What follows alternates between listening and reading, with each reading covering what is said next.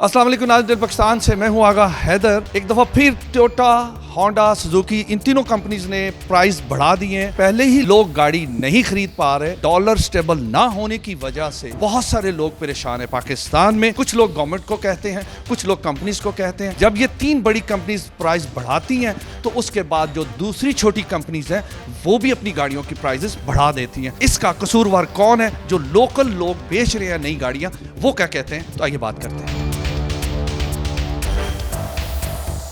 Government का कसूर है, कोई स्टेबिलिटी नहीं है, कोई हुकूमत नहीं है। काम की जो सूरत हाल है वो बिल्कुल ही नाकिस से नाकिस होती जा रही है। सारा दिन आके फारिग बैठ के घर चले जाते हैं। गाड़ी पहले तो खरीदना कस्टमर के लिए ख्वाब हो गया हुआ था, अब हमारे लिए बेचना ख्वाब हो गया हुआ। इस वक्त टोयोटा, सुजुकी, होंडा तीनों कंपनीज ने जो प्राइसेस बढ़ाए हैं उसके बारे में बताएंगे कितने कितने प्राइस बढ़े हैं। तीनों ने हमारी सोच से ज़्यादा 5-5, 6-6 लाख प्राइस बढ़ा दी। जो फॉर्च्यूनर है वो 11 लाख रुपया है, जो रोको है वो 8 से 9 लाख रुपए बढ़ा है,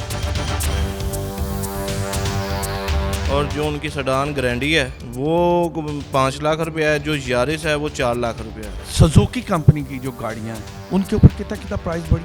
जो सुजुकी की स्विफ्ट है उस पे उन्होंने 4.5 लाख रुपए का डिफरेंस लेके आए हैं। जो बाकी कल्टस है उस पे भी 4 लाख का, आल्टो पे भी 3-3.5 लाख का, और होंडा जो सडान है वो सडान की तो आप सोचे ही नहीं ना, वो 27 लाख की होती थी, इस टाइम 80 लाख की गाड़ी हो गई है। वो 80 लाख में लग्जरी गाड़ी आ जाती होती थी, मर्सिडीज़ वगैरह, जो कि अब ये सिर्फ सडान आती है, सिविक आती है। अब तो मामूली सी बात हो गई है, कंपनी के लिए भी मजाक हो गया है। वो पहले को बढ़ाते होते थे 30-40 हज़ार, अब वो भी लाखों में बढ़ाते हैं, कुछ 4-4, 3-3, 4-4, 5-5 लाख रुपए, जो कि उनकी गाड़ी वर्थ भी नहीं करती। हालांकि क्या है, सिर्फ 2 एयर बैग दे के इतनी गाड़ियाँ महंगी की हुई हैं। बाहर से इम्पोर्टेड गाड़ी है, वो पहले इम्पोर्ट होती थी, उसमें जो फ्यूचर्स होते थे तो हमारी पाकिस्तानी गाड़ी में, वो सिविक में भी वो फ्यूचर नहीं होते। ये प्राइस आपने कहा कि गवर्नमेंट को कसूरवार ठहराएंगे, किस वजह से आप गवर्नमेंट को कसूरवार ठहरा रहे हैं? प्राइस तो कंपनी ने बढ़ाए हैं, गवर्नमेंट ने थोड़े बढ़ाए। किस तरह?